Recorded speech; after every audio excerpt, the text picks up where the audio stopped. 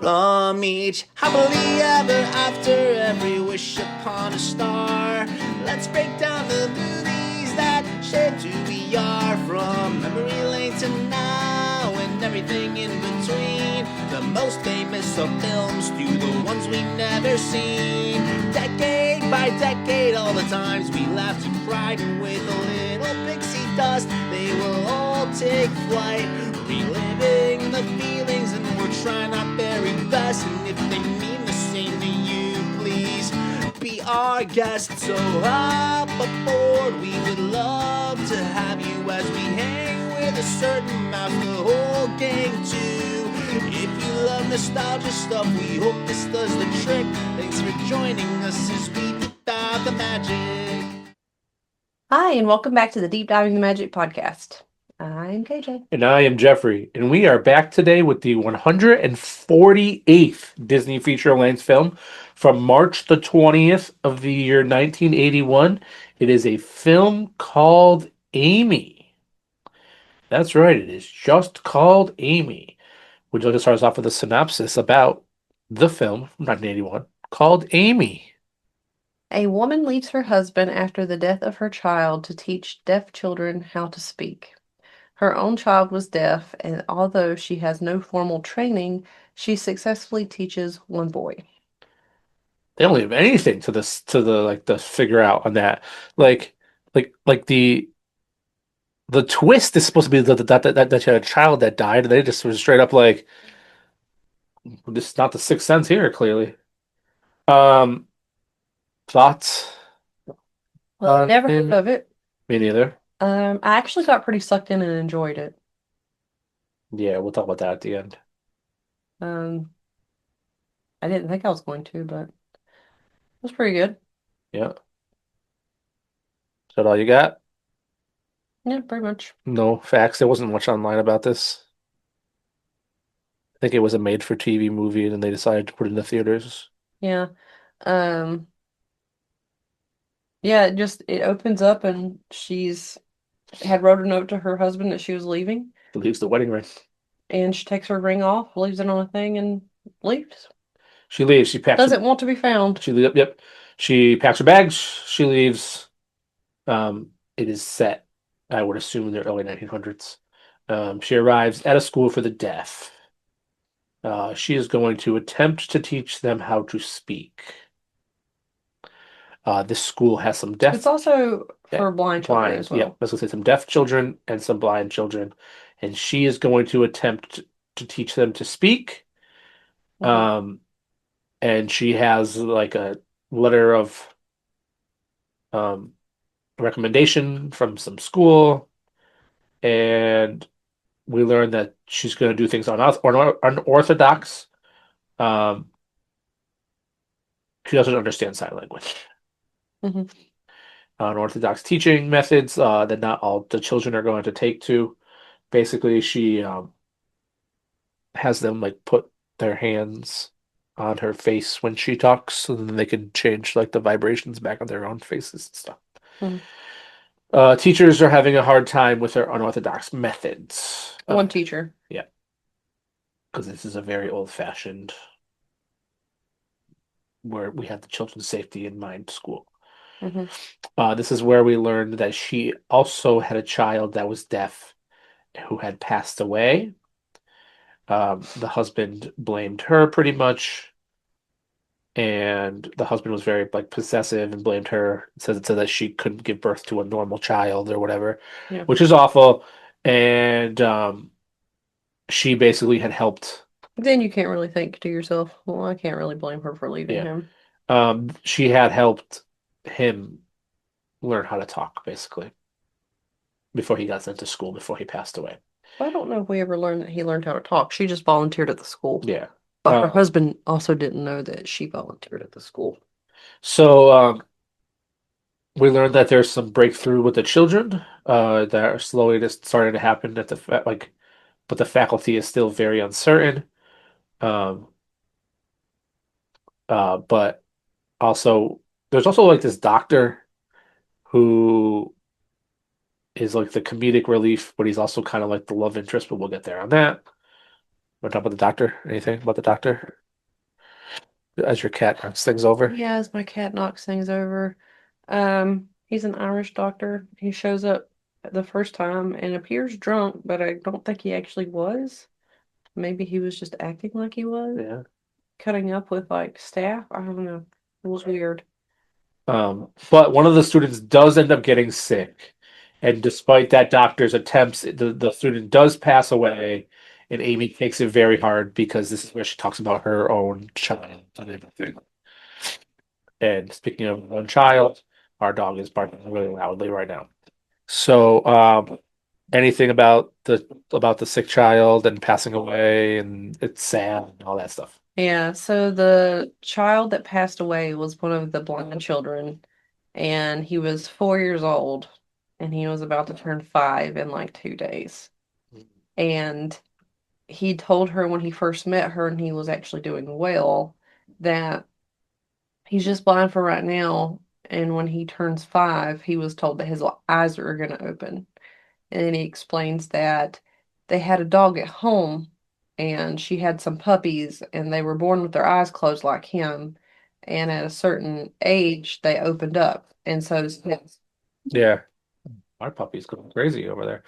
Um, but around the barking over here, sorry. A much older student comes to school also, like a 17-year-old or something. 19. 19. Talk about that student. Mervin. Okay. So he is actually played by the guy that played Barf in was it Midnight Madness? Madness, yeah. Um, so he actually wasn't deaf, but they did use some deaf children when they were filming this because they wanted it to be more authentic. Uh, Henry, Henry, his sign was H on the eyes. Is the only deaf child in the school that actually has anything to do with the blind children because they don't really get along. Yeah.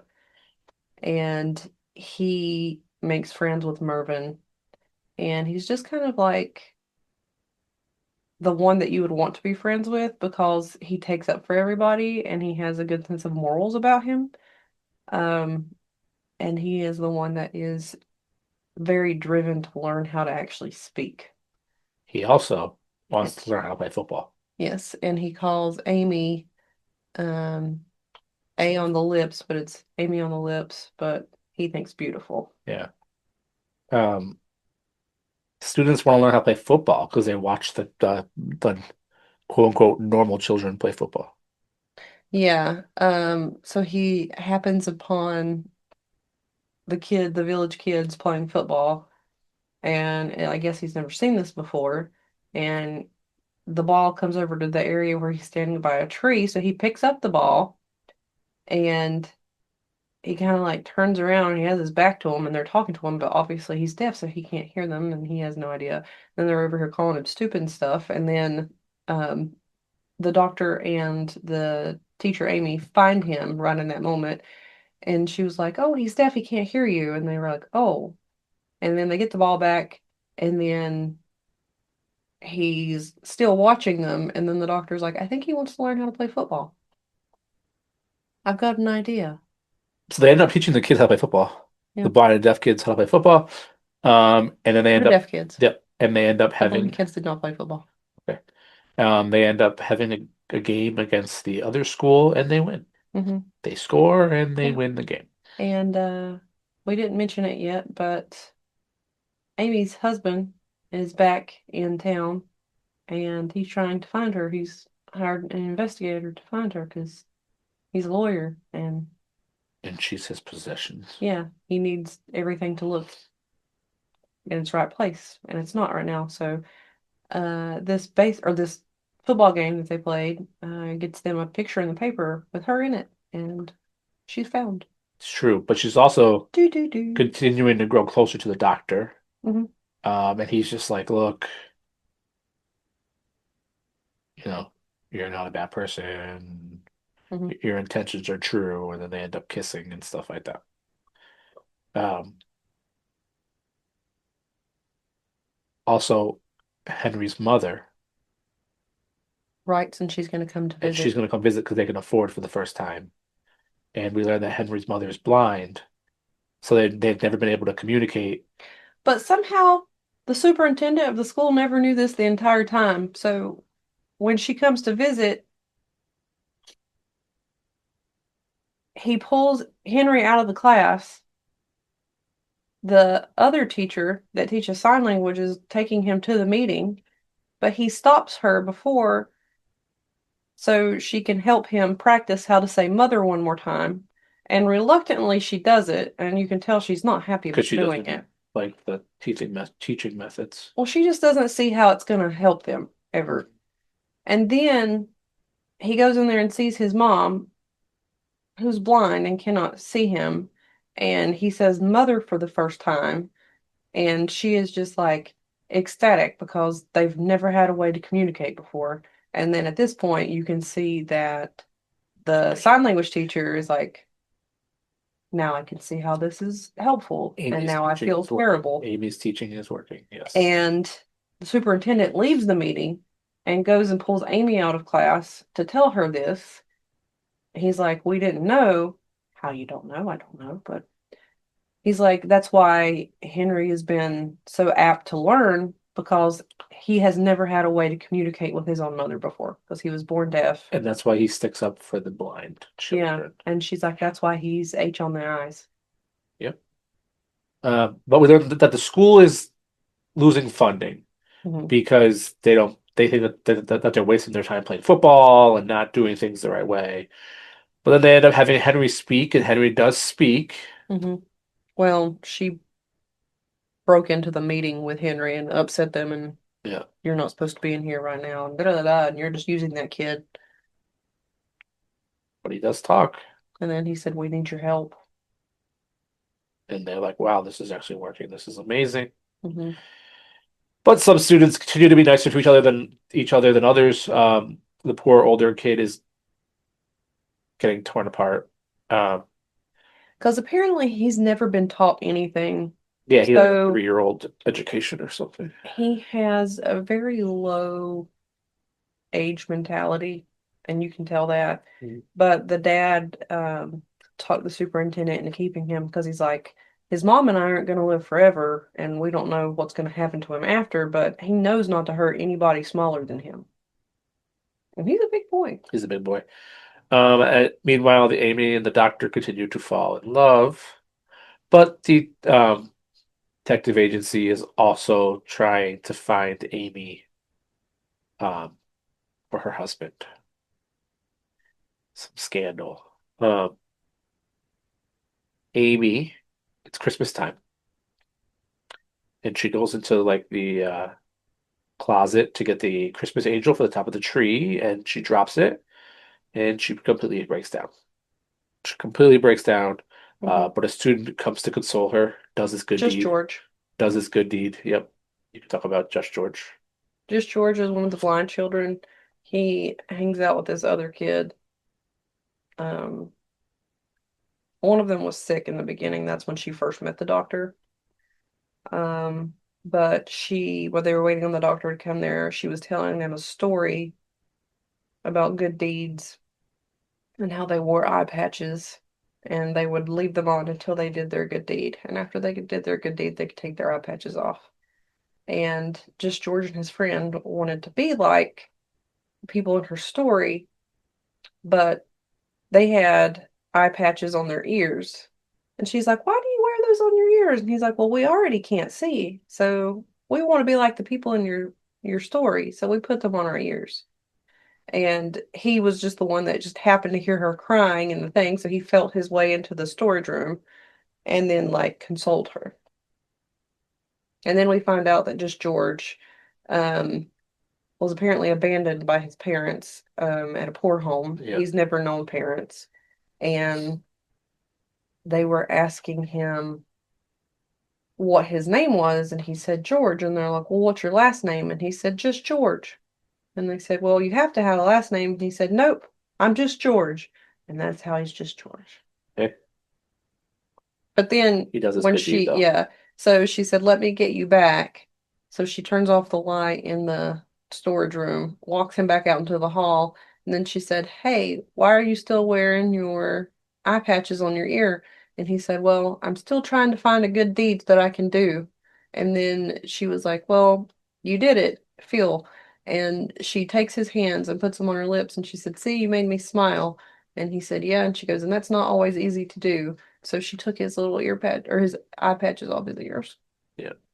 Um, but in a not so cute scene, um, the tensions between the students are continuing to boil over, and a fight breaks out during the Christmas party. Um, the older student like hits somebody.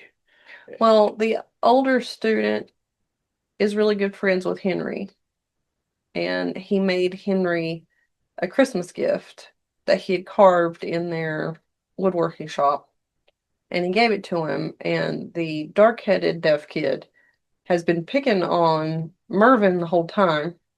And Henry has not been a fan of this and has stood up for Mervyn several times because of it. He grabs the gift that Henry was given and stomps it down on the ground. And knee-jerk reaction, Mervyn knocks him out. Because I guess he's finally had enough. Then after he With sees much it, power because he's a much yeah, bigger kid. Yeah. and he sees that this kid's like got a bloody nose and stuff and freaks out and runs away. Well, then Henry stops and then like takes off after him as they left the house. So if you think that that's the most stressful part of this whole entire film, and that is stressful, at the exact same time, Amy's husband arrives. Hmm. The teacher tries to cover for her, but their cover is blown when Amy shows up. He very angrily talks about how she's his property. Yeah, that's awful. She's refusing. And she's like, I don't have time for this right now. She walks out in an attempt to try to go find the runaway children. Hmm. The deaf boys are running through the night, and they are running on the train tracks. Yeah. So they get the idea that Mervyn's probably trying to run away back home because he is upset with what he did. And the only thing they know is he lives on the other side of the train tracks on the opposite side of the town.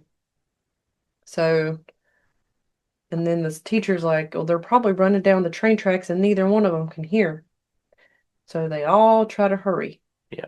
So they are running down the train tracks at night. Um, Mervyn, the older student, does end up getting hit by a train, no matter how hard or how much Henry can try to save him. Yeah, Henry He gets actually hit. yelled. Before the students can make it, he gets hit by a train. He actually fell. Henry then begins to speak, calling the boy his friend. Yeah, because his parents come to get him. And um, the mother comes and she's like, I thought you said that they could teach him. And she was basically Berating the upset with school. the, yeah, but she was also upset with the father because she never let him leave the house. And he said, um, well, they said they could teach him, and she is all upset about this. And then Henry said he was my friend. And then um, the lady asks Amy, is he deaf? And she said yes. And she said he can talk. And she said, yes, I've taught him. And then she leaves the side of her husband, goes back to their wagon, and comes back with a little girl and said she's never heard anything in her entire life. Teach her how to talk like he does. So that shows that she forgives her in the school. Yeah, because she can see how much Henry can talk, and he obviously talked very kindly of Mervyn being his friend. But they arrive back to the school, um, just find out that the husband had packed all of Amy's bags. Mm. Which is at this time that the doctor also sees this and he reminds her, everything has a cost. Everything costs something, Amy, but only you can know what it's worth. Mhm. She has a heart-to-heart with her husband, telling him that she doesn't blame him anymore, but she is not going back with him, and he is fighting for it. He's like, you're making me look bad, just not being great. Mhm. Um, Henry stays by her side and reminds the man that Amy taught her something, and the children like um, Amy's like the children has taught me to become myself, and even if you take me away from here, I'm gonna find a different school to go to. I'm not going back with you. Yeah, she said I taught him how to talk, but he taught me my self-worth. Yeah. Amy belongs to herself, and she walks away with the student, and that's the end of the film. Yeah, I definitely didn't picture it ending like that. I thought it was weird that the credits rolled as soon as they started walking up the stairs. I was like, okay, well, I'm kind of glad this didn't go on anymore because, boy, it went from a 10 rating for me and it knocked her on down. It killed Mervyn. I loved Mervyn. All right, so let's talk about that rating then. Ratings. Well, IMDb gave it a 6.5. I'm pretty sure it was a 6.5 out of 10. Apparently, that did not get saved in my notes. I gave it a 7 out of 10. It would have been a 10 out of 10, but the way Mervyn went out was not. I think I literally set up and went, no! And then it really happened. And I was hoping like Disney magic, like he rolled out of the way in time, but that did not happen.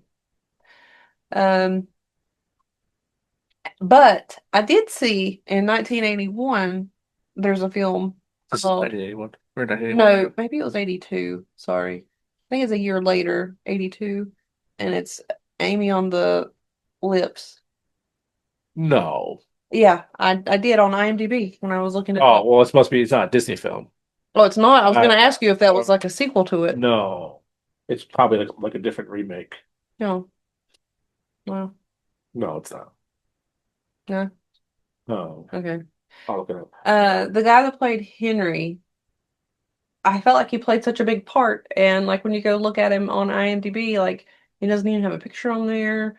This is the only film he's ever done. When I search Amy on the Lips, it just comes up with Amy. Sorry, go ahead. Oh, Oh yeah, go. Amy on the Lips video 1982. It's a condensed version of this film. Oh. Um, Just a re-release. so anyway, I was talking about Henry, and he actually was deaf, and I guess was originally from Germany. His name's Otto, and he can actually speak American and German Sign Language. It's awesome. And the film correct creators, I feel like nailed it with him because I feel like he did a great job in the film. I don't know if any of the other kids were actually deaf or if it was just him, but I thought it was so weird that he had such a big part in the movie and they don't really credit him as highly. I mean, there was no picture of the superintendent guy either, or whatever. Yeah, but Um, so does this make your list? it doesn't make my list. Had they not killed Mervyn? Probably. So then, what is your list Because I almost cried. through And you 148 know me, films? I'm not a fan of crying. So my list does not change. It is going to be The Many Adventures of Winnie the Pooh, 101 Dalmatians, The Parent Trap, Sleeping Beauty, Dumbo, The Apple Dumpling Gang Rides Again, The Apple Dumpling Gang, The Strongest Man in the World, Napoleon and Samantha, and Snowball Express, Yep, which it still has not melted off the list, like the snow we have in our backyard. been on there for 10 years. Um, some films are good. Some films are great. Some films are legendary. Some films are bad. Some films are awful. Some films are dreadful. And some films are important. And I think that this film is important. Mhm, I think that you should watch this film. mhm. I think Make sure you have a box of tissues, though. I wasn't prepared. I think that this film nailed it. Hmm. This film's not happy. This film was not, but it was never happy. There was never a happy point in this film No, there was happy moments. where they were like laughing or driving the car or whatever. But like, Learning how to play football, yeah, um, this film was learning how to talk. was real, sad. I think the death added to it. Yeah. Um, and I think because of that, I'm probably gonna add it. But it was just like this. Yes, I like sad films, but I don't like sad films that are just sad to be sad. I think that this film was important. So my list of Pawn Stars 101 Dalmatians. Not sad. The Rescuers, uh, Mary Poppins, The Many Adventures of Winnie the Pooh, Peter Pan, Robin Hood, Alice in Wonderland at 7, Bedknobs and Broomsticks at 8, Peach Dragon at 9, and I'm gonna have Amy replace Popeye, our new friend Popeye, at Wow. number 10. I think I'm gonna put Amy on there at number 10. This Oh, I can tell you, since you had me talk about the doctor, this film he is gave me important. Robin Williams vibes. Yeah, He kind of looked like him a little I don't know bit, about that, but like a doppelganger of Robin Williams. There we go. I think that this film was important. Yeah. Speaking of, oh no, never mind. I was gonna say, was this the first Disney film that we've watched so far through 148 films to not have an animal in it, but there was horses that draw in the carriage? Yeah. Um, so yeah, so my new number 10 is Amy from the year 1981. Um, but we made it. But either way, you should watch it. It's on Disney Plus. That's what that that's the long and short of it. It is very sad. But our next film is not on Disney Plus, and I'm sure it is nowhere near the same as this. It is film number 149, moving over to the month of June, and it is a film called Dragon Slayer. Couldn't tell you. We'll find out more then. I heard that it has some nudity in it. When I was reading ahead, no, when I was reading ahead about it, it was like we're only You think rated it's the this for dragons? this. We will find out together. Uh, but before then, thank you for hanging out with us. Thank you for putting up with me sounding like I underwater, like I feel. Uh, Thank you for putting up with our dog barking and our cat knocking things over.